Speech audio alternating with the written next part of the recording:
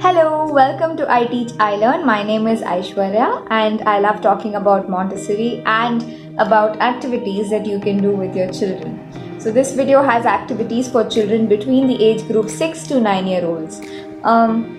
A little more about these children has already been discussed in the first video that I released, which was about knowing the child if they are between 6 to 9. So what are the characteristics of this child?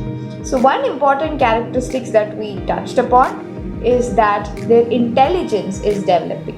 So what is intelligence? And Dr. Montessori has really explained this in a very interesting manner in one of her books.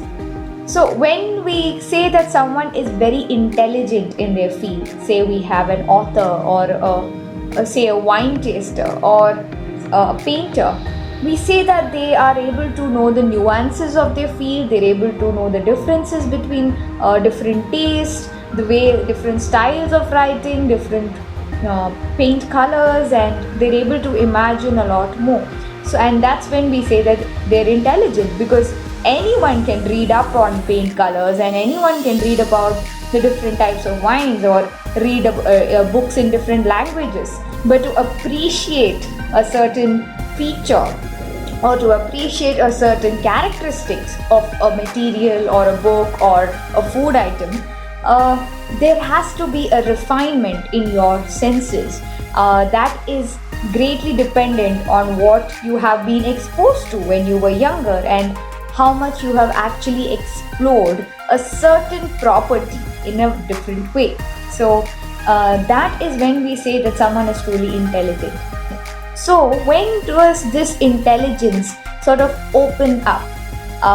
Of course, between 3 to 6, the sensory periods are there. The child is sensitive to language and movement and arithmetic, and their sense organs are actually quite perceptive, so they're able to see the differences in weights and smells and taste and all that, but they are just taking in the impressions for the first time. It is only after 7 that you start seeing some sort of association and that aha moment that appears in their eyes. And I think every teacher can vouch for this, that when you look at a child and you're explaining a concept, you know that they have not understood the concept until you see that spark in their eyes and they're like, that's what this is.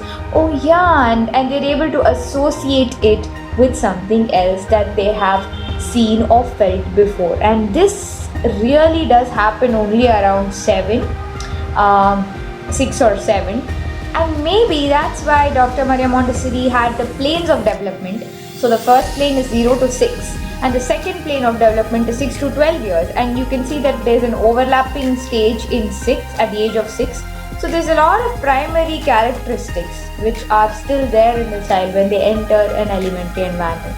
So to help aid this intelligence that is developing and to help children associate concepts, a lot of pattern recognition is seen throughout all of the subjects in all of Dr. Maria Montessori and her son's works. And this is because we all learn through patterns.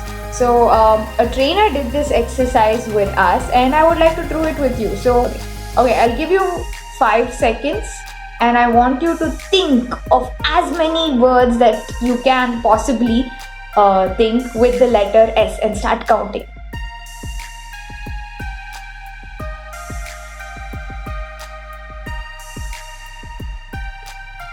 Done. Okay, 5 seconds are up. Maybe for some of you may have realized this. Of course, this was done for a longer period for us, but maybe some of you would have started in, randomly picking up words that start with S randomly, and then you would have noticed that you settled into a pattern. Maybe you started using words with SA to again and again, or SH again and again. And our brain works like that. It associates concepts, it works in patterns.